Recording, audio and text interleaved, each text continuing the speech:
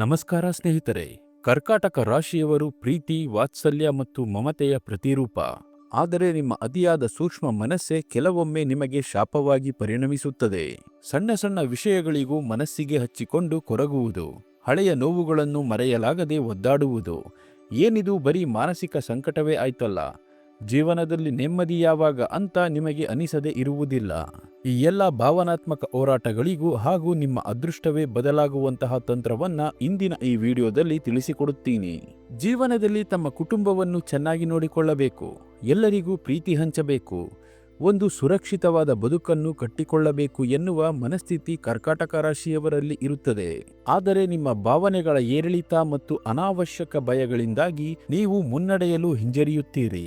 ಇದೆಲ್ಲವನ್ನ ಮೀರಿ ಯಶಸ್ಸು ಸಾಧಿಸಲು ಈ ಸೀಕ್ರೆಟ್ ಫಾರ್ಮುಲಾನ ನೀವು ನಿಮ್ಮ ಜೀವನದಲ್ಲಿ ಅಳವಡಿಸಿಕೊಳ್ಳುವುದರಿಂದ ಖಂಡಿತವಾಗಲೂ ಕೂಡ ಮಾನಸಿಕ ಶಾಂತಿ ಮತ್ತು ಅಭಿವೃದ್ಧಿಯನ್ನು ಕಾಣುತ್ತೀರಿ.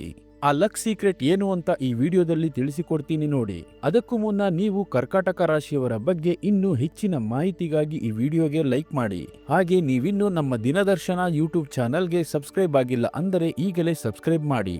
ಹಾಗೆ ಪಕ್ಕದಲ್ಲಿ ಬರೋ ಬೆಲ್ ಐಕಾನ್ ಅನ್ನು ಕ್ಲಿಕ್ ಮಾಡಿ. ಕರ್ಕಾಟಕ ರಾಶಿಯವರು ತಮ್ಮ ಕುಟುಂಬ ಮತ್ತು ಪ್ರೀತಿ ಪಾತ್ರರಿಗಾಗಿ ಏನು ಬೇಕಾದರೂ ಮಾಡಲು ಸಿದ್ಧರಿರುತ್ತಾರೆ. ಇವರಷ್ಟು ಪ್ರೀತಿ, ಕಾಳಜಿ ತೋರಿಸುವವರು ಇನ್ನೊಬ್ಬರಿಲ್ಲ. ಇವರಿಗೆ ತಮ್ಮ ಮನೆ ಮತ್ತು ಕುಟುಂಬವೇ ಪ್ರಪಂಚ. ಆದರೆ ಚಂದ್ರನಂತೆ ಅವರ ಮನಸ್ಸು ಕೂಡ ಸದಾ ಏರಿಳಿತವನ್ನು ಕಾಣುತ್ತಿರುತ್ತದೆ. ಒಂದು ಕ್ಷಣ ಸಂತೋಷವಾಗಿದ್ದರೆ ಮರುಕ್ಷಣ ಯಾವುದೇ ಕಾರಣವಿಲ್ಲದೆ ದುಃಖಕ್ಕೆ ಒಳಗಾಗುತ್ತಾರೆ. ಇವರ ಈ ಮೂಡ್ ಸ್ವಿಂಗ್ ಅನ್ನು ಅರ್ಥ ಮಾಡಿಕೊಳ್ಳುವುದು ಬಹಳ ಕಷ್ಟ. ಈ ರಾಶಿಯ ಅಧಿಪತಿಯ ಮನಸ್ಸು, ತಾಯಿ ಮತ್ತು ಭಾವನೆಗಳ ಕಾರಕನಾದ ಚಂದ್ರಗ್ರಹ. ಈ ಚಂದ್ರಗ್ರಹದ ಅಧಿಪತಿ ಸಾಕ್ಷಾತ್ ಆ ಪರಶಿವ. ಚಂದ್ರನನ್ನು ತನ್ನ ಶಿರದ ಮೇಲೆ ಧರಿಸಿದವನು ಆ ಚಂದ್ರಶೇಖರ. ಹಾಗಾಗಿಯೇ ಕರ್ಕಾಟಕ ರಾಶಿಯವರು ನಿಯಮಿತವಾಗಿ ಶಿವನ ಆರಾಧನೆಯನ್ನು ಮಾಡುವುದರಿಂದ ಚಂಚಲ ಮನಸ್ಸಿಗೆ ಸ್ಥಿರತೆ ಮತ್ತು ಜೀವನದಲ್ಲಿ ಶಾಂತಿ ಲಭಿಸುತ್ತದೆ. ಕರ್ಕಾಟಕ ರಾಶಿಯವರದ್ದು ತುಂಬಾ ಮೃದುವಾದ ಹೃದಯ. ಯಾರಾದರೂ ಸ್ವಲ್ಪ ಕಠಿಣವಾಗಿ ಮಾತನಾಡಿದರೂ ಅವರ ಮನಸ್ಸಿಗೆ ಬಹಳ ಬೇಗ ನೋವಾಗುತ್ತದೆ ಮತ್ತು ಇವರ ಮನಸ್ಸಿಗೆ ನೋವು ಮಾಡಿದರೆ ಅದನ್ನು ಎಂದಿಗೂ ಮರೆಯುವುದಿಲ್ಲ. ವರ್ಷಗಳ ನಂತರವೂ ಆ ನೋವನ್ನು ನೆನಪಿನಲ್ಲಿ ಇಟ್ಟುಕೊಂಡಿರುತ್ತಾರೆ. ಇವರ ಮತ್ತೊಂದು ಅದ್ಭುತ ಗುಣವೆಂದರೆ ಇವರ 6ನೇ ಇಂದ್ರಿಯ. ಮುಂದೆ ಆಗುವ ಒಳ್ಳೆಯ ಅಥವಾ ಕೆಟ್ಟ ಘಟನೆಗಳ ಬಗ್ಗೆ ಇವರಿಗೆ ಮೊದಲೇ ಸುಳಿವು ಸಿಗುತ್ತದೆ. ಹಣಕಾಸಿನ ವಿಚಾರದಲ್ಲಿ ಇವರು ಹಣವನ್ನು ಚೆನ್ನಾಗಿ ಸಂಪಾದಿಸುತ್ತಾರೆ ಮತ್ತು ಭವಿಷ್ಯಕ್ಕಾಗಿ ಉಳಿತಾಯ ಮಾಡುವುದರಲ್ಲಿ ಇವರು ನಿಪುಣರು. ತಮ್ಮ ಕುಟುಂಬದ ಸುರಕ್ಷತೆಗಾಗಿ ಹಣವನ್ನು ಕೂಡಿರುತ್ತಾರೆ. ಪ್ರೀತಿಯ ವಿಷಯದಲ್ಲಿ ಇವರು ತುಂಬಾ ಪ್ರಾಮಾಣಿಕರು ಮತ್ತು ತಮ್ಮ ಸಂಗಾತಿಯನ್ನು ಅತಿಯಾಗಿ ಹಚ್ಚಿಕೊಳ್ಳುತ್ತಾರೆ. ಆದರೆ ಇವರ ಅತಿಯಾದ ಕಾಳಜಿಯೇ ಕೆಲವೊಮ್ಮೆ ಸಂಗಾತಿಗೆ ಹೊರೆ ಎನಿಸಬಹುದು. ತಮ್ಮವರು ತಮಗೆ ಮಾತ್ರ ಸೇರಿರಬೇಕು ಎಂಬ ಪೊಸೆಸಿವ್ ಗುಣ ಇವರಲ್ಲಿ ಹೆಚ್ಚಾಗಿರುತ್ತದೆ.